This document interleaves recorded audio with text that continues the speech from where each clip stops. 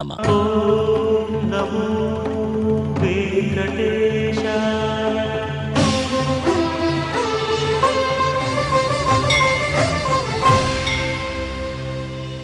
లోపలికి వెళ్ళాలని కనుక చూస్తే ఆయన బహుశా ఒక 20 గంటలు నిలబడాలి. వెళ్ళినా ఆయన ముఖద్వారం మెయిన్ టెంపుల్ గర్భగుడి దాకా వెళ్ళలేరు. ఎందుకంటే ఒక ఎమ్మెల్యే పాసు, ఎంపీ పాసు, నీ గుర్తింపు పత్రం అంటే ఆయన ఎక్కడి నుంచి తెస్తాడు? ఇటువంటి పరిస్థితి ఉన్నది. అందుకని అది నచ్చలేదు. నేను సామాన్యునిగా ఉండను, నేను టీటీడీ బోర్డు చైర్మన్గానే ఉంటాను, లేకపోతే ఎగ్జిక్యూటివ్ ఆఫీసర్గానే ఉంటాను అని కనుక వెంకటేశ్వర స్వామి అనుకుని, స్వామి కదా అనుకుంటే ఆయన మరుక్షణంలో అయిపోతాడు. అయిపోతే ఆయనకి రెండో బాధ మొదలవుతుంది. టీటీడీకి కిరీటం వస్తుంది, కానీ ఆయనకి రాజకీయ నాయకుల యొక్క సేవ మొదలవుతుంది. ఎందుకంటే చైర్మన్గా ఉన్నా, ఎగ్జిక్యూటివ్ ఆఫీసర్గా ఉన్నా, టీటీడీలో ఏ ఉద్యోగిగా ఏ అధికార బాధ్యతలో ఎట్లా ఉన్నా వారు సేవించవలసిన దేవర్లు, రాజకీయ దేవర్లు పైన ఉంటారు. ఇక ఆయన పోస్ట్ ఎట్లా నిలుపుకోవాలి, ఎక్స్టెన్షన్ ఎట్లా తెచ్చుకోవాలి అనే దానిలో ఆయన లంపటాల్లో పడిపోతాడు. ఈ పరిస్థితి వెంకటేశ్వర స్వామికే వస్తున్నది అని అంటే, మరి దీన్ని ఎలా మార్చాలి అని అన్నప్పుడు మనం పెద్ద ఆలోచించాల్సిన పని లేదు. తిరుమల అనేది ప్రపంచం మొత్తంలో richest temple, world's richest temple. అంత గొప్ప, అంతమంది రద్దీ, రోజుకి ఒక 50,000 మంది వచ్చి సందర్శించేటువంటి టెంపుల్, ఇన్ని లక్ష కోట్ల రూపాయల విలువైనటువంటి ఆస్తులు ఉన్నటువంటి ఇంత పెద్ద సంపన్నమైన టెంపుల్ ఇంకొకటి లేదు.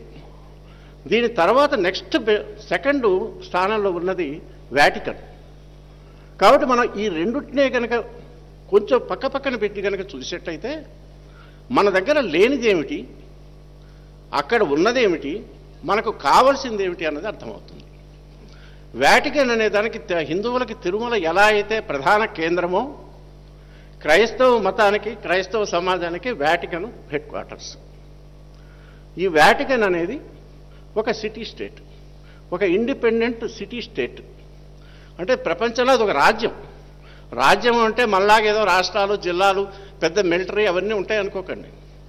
రోమ్ అనే నగరంలో ఓ చిన్న గోడ కట్టి, ఓ చిన్న 110 ఎకరాల స్థలాల్లో జనాభా ఎంతంటే 1000, ఆ రాజ్యానికి జనాభా 1000, 110 ఎకరాల స్థలము అంటే మన తిరుమలలో అది ఎన్నో వంతు. అటువంటి దాన్ని వాళ్ళు ఒక స్వతంత్ర రాజ్యంగా ప్రకటించి ఇచ్చేశారు. ఎవరిచ్చారు అంటే ఇండిపెండెన్స్ డిక్లేర్ చేశారు. ఇక అక్కడికి సంబంధించి మత వ్యవహారాలైనా, రాజకీయ వ్యవహారాలైనా, ఎలక్టివ్ వ్యవహారాలు అంటే ఎవరు రాజకీయ ప్రభుత్వం చేయాలి, లెజిస్లేటివ్ వ్యవహారాలు ఎలా ఉండాలి, తర్వాత గవర్నమెంట్ ఎలా ఉండాలి, గవర్నమెంట్ ఎలా నడపాలి అనేది ఆ చిన్న ప్రాంతానికి సంబంధించినంత వరకు చెప్పిన సమస్తమైన అధికారాలు ఆ మతానికి సంబంధించిన అత్యున్నతమైన అధికారైన బిషప్ ఆఫ్ రోము, ఆయన్నే పోప్ అంటారు, ఆయన చేతిలో ఉన్నాయి.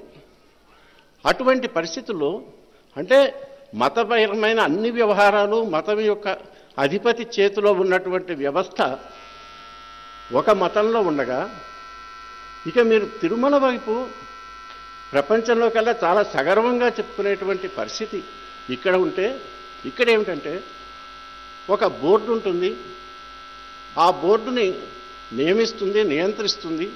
దానిలో 15 మంది సభ్యులు ఉండాలని చెప్తారు.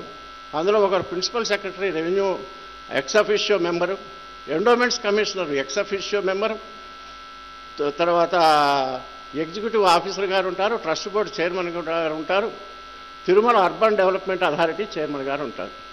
ఈ 5గురు కూడా గవర్నమెంట్ ఆఫీసర్. వీళ్ళు కాక 3 ఎమ్మెల్యేలు ఉండొచ్చు. ఆ 3 కూడా రూలింగ్ పార్టీ వాళ్ళు, వాళ్ళకి కావాల్సిన వాళ్ళని వేసుకోవటం ఎలాగో ఉన్నది రాజకీయ నాయకులకు తెలుసు. అంటే 15 మంది సభ్యులు ఉంటే వాళ్ళు 8 మంది గవర్నమెంట్ నామినీలు అయితే, హిందూ మతం యొక్క ఆచార్యుడు, ఈ మతంలో ఉన్న మహానుభావులు, ఈ ధర్మాన్ని కాచి వడవోసిన వాళ్ళు, పరమహంస పరివ్రాజకులు, ఎన్నో శాఖలకు సంబంధించిన వాళ్ళు, ఇతరుల్లో ఒక్కరంటే ఒక్కరికి కూడా ఇందులో ఏ విధమైన స్థానము లేదు.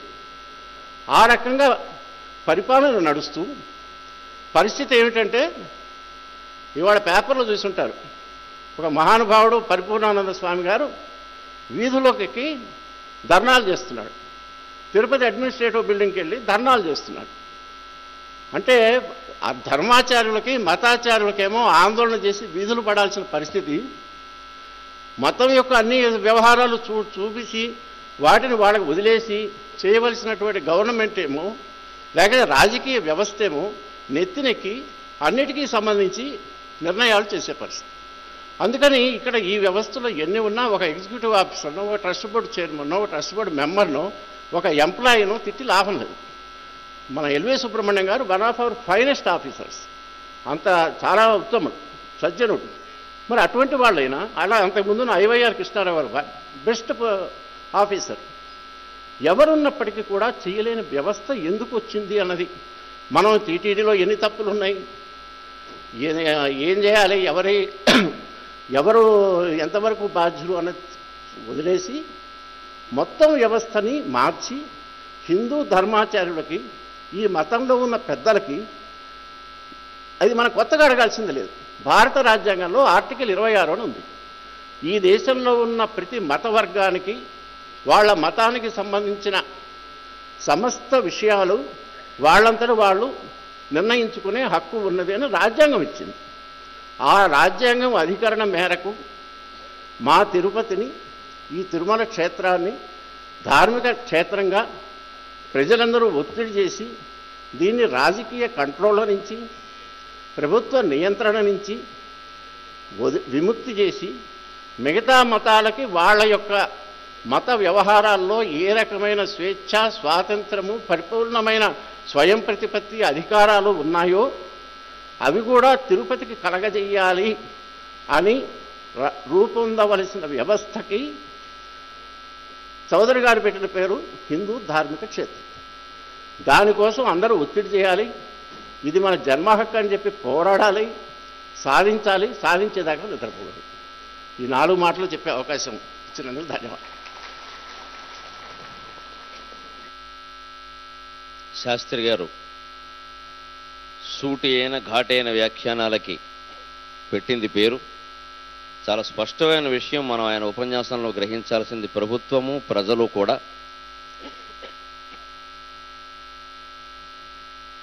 అధికారంలో ఎవరు ఉండాలి అది ప్రజాస్వామ్యంలో ప్రజలే నిర్ణయిస్తారు.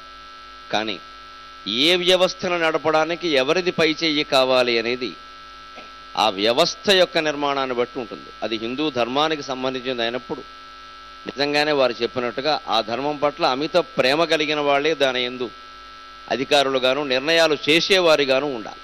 ఇవాళ దురదృష్టవశాత్తు ఎంత గొప్ప అధికారుల్ని మనం పెట్టినా పైవాళ్ల ఒత్తిడి కారణంగా రకరకాల మార్పులు జరుగుతున్నాయి. ఇవి హిందూ ధర్మక్షేత్రాల్లోనే జరగడం మనల్ని మరింత బాధపెడుతున్నటువంటి విషయం. హిందువులందరం సమైక్యంగా అనేక రకాల ప్రదేశాలలో, ప్రాంతాలలో రకరకాల ఉద్యమాలు, అవేమీ ఎటువంటి వేరే రూపం ధరించాల్సిన అవసరమేం లేదు. మా ధర్మాన్ని కాపాడుకుందుకు మేము సిద్ధంగా ఉన్నటువంటి గళాన్ని గట్టిగా వినిపించినట్లయితే శాస్త్రి గారు సూచించినట్టుగానే ఈ రాజకీయ వ్యవస్థలన్నీ సరిపడతాయి. ఎందుకంటే రాజకీయ నాయకుడు ఎవరికి భయపడకపోయినా ఒక్క నినాదానికి భయపడి తీరతాడు ఖచ్చితంగా. ఇన్ని వేల మంది ఈ నినాదం చేశారు అంటే వీరు చెప్పినట్టు చేయకపోతే రేపొద్దున 1000 ఓట్లు పోయినట్టే అనుకుంటాడు ఖచ్చితంగా, అనుమానం వెళ్ళి. అందుకని ఖచ్చితంగా అటువంటి ఉద్యమాలు జరగాలి.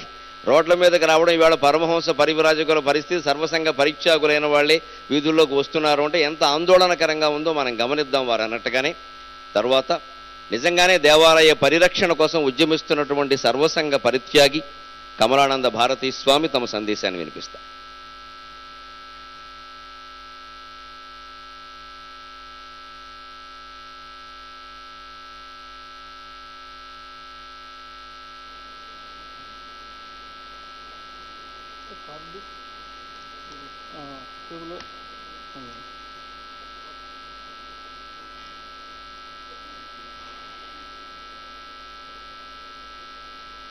వెంకటాద్రి సమం స్థానం బ్రహ్మాండే నాస్తి కించన.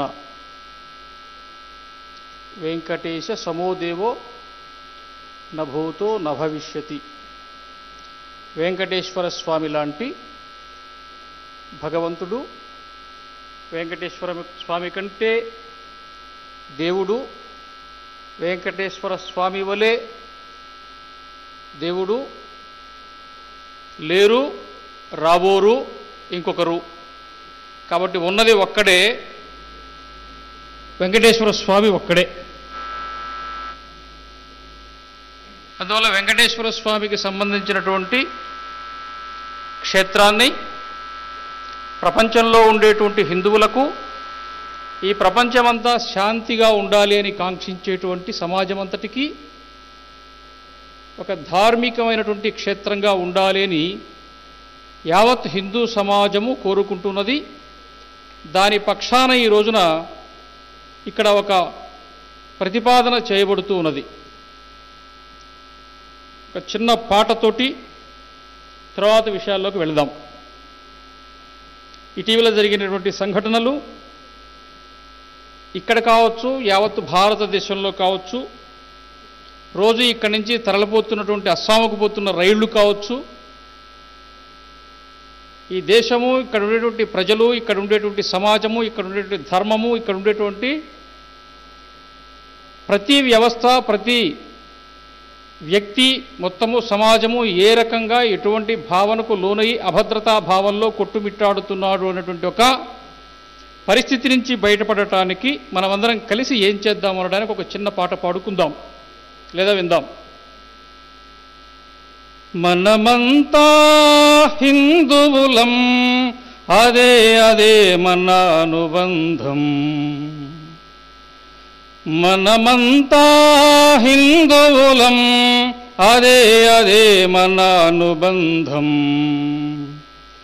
హిందువులం ప్రియ బంధువులం, సుగుణ సింధు జల బిందువులం. హిందువులం ప్రియ బంధువులం, సుగుణ సింధు జల బిందువులం. హిందూ రాష్ట్రమును పూజిద్దాం, హైందవ జాతిని సేవిద్దాం. విశ్వశాంతికై హిందూ సంఘటన సోపానమ్మని చూపిద్దాం, సోపానమ్మని చూపిద్దాం. మనమంతా హిందువులం, అదే అదే మన అనుబంధం. నమో వెంకటేశాయ.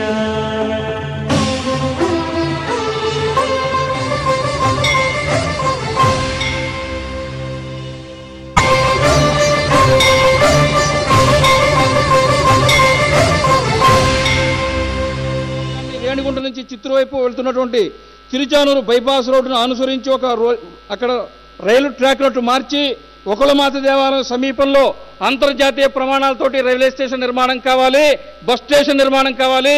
మొత్తం అప్పలాగుంట వరకు తిరుపతి వస్తుంది ఇంకా 100 ఏళ్ల తర్వాత. అప్పుడు ఇక్కడ ఇరుకైపోతుంది.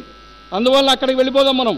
పేరూరు సమీపంలో ఒకళమాత దేవాలయం దాటిన తర్వాత రైల్వే స్టేషన్ రావాలి, అక్కడే దివ్యభారతి ప్రాజెక్ట్ నిర్మాణం కావాలి. అప్పుడు ఈ తిరుపతిలో ఉండేటువంటి హైదరాబాద్లో లాగా ఇళ్ళు పగలగొట్టే కార్యక్రమం మొదలు పెట్టద్దు. హైదరాబాద్లో కొద్ది రోజుల తర్వాత రోడ్లు ఉంటాయి, ఇళ్ళు ఉండవు. మెట్రో రైలు మార్గం ఇక్కడ హైదరాబాద్లో లాగా తిరుపతిలో అవసరం. విమానాశ్రయం, తిరుచానూరు, పేరూరు, గోవిందరాజస్వామి దేవాలయం, కపిలతీర్థం, అలిపిరి, జంతు ప్రదర్శనశాల, విశ్వవిద్యాలయం, శ్రీనివాస మంగాపురం, చంద్రగిరి, అప్పలాయగుంట, తిరుచానూరు కలుపుతూ తిరుపతిలో మెట్రో రైలు మార్గాన్ని నిర్మాణం చేయండి. ఈ రకమైనటువంటి సూచనలు చేస్తున్నాం. మిగతా సమయాల్లో ఇటు తిరిగి గ్రామాలకు వస్తున్నాం. ఆంధ్రప్రదేశ్లో ఇప్పటికీ 6,000 గ్రామాలకు వెళ్ళాం, 20,000 గ్రామాలు బాకీ ఉన్నాయి. అయ్యేదాకా ఆగం. మీ ఊరికి కూడా వస్తాం. తిరుపతిలో వచ్చే నెలలో ప్రతి దేవాలయం, ప్రతి గల్లీ, ప్రతి గుడి, ప్రతి ఇల్లు తాకబోతున్నాం. ఒక్క ఇల్లు వదిలిపెట్టాం, ఒక్క గ్రామం వదిలిపెట్టాం. హిందూ సమాజాన్ని జల్లెడబడతాం. ఇందాక వారు చెప్పారు హిందువులు తగ్గిపోతున్నారు కాబట్టి రక్షించుకుందామని. దానికి ఒక చిన్న సవరణ చేసి ముగిస్తాను. ముస్లింలు కూడా ఈ దేశంలో వెంకటేశ్వర స్వామి దర్శనానికి వస్తారు. గ్రామాల్లో పంచాంగం చూసుకుని ఏరువాక సాగిస్తారు. గుంటూరు, కృష్ణా జిల్లాల్లో, ప్రకాశం జిల్లాలో పంతులు గారు ముహూర్తం పెడతారు, చర్చిల్లో పెళ్లి చేసుకుంటారు. ఈ రకంగా చూసుకుంటే కోస్తా జిల్లాలో, కేరళలో, బెంగాల్లో కమ్యూనిస్టులు, డివైఎఫ్ఐ వాళ్ళు సంక్రాంతి రోజున కబడ్డీ పోటీలు పెడతారు, ఖోఖో పోటీలు పెడతారు.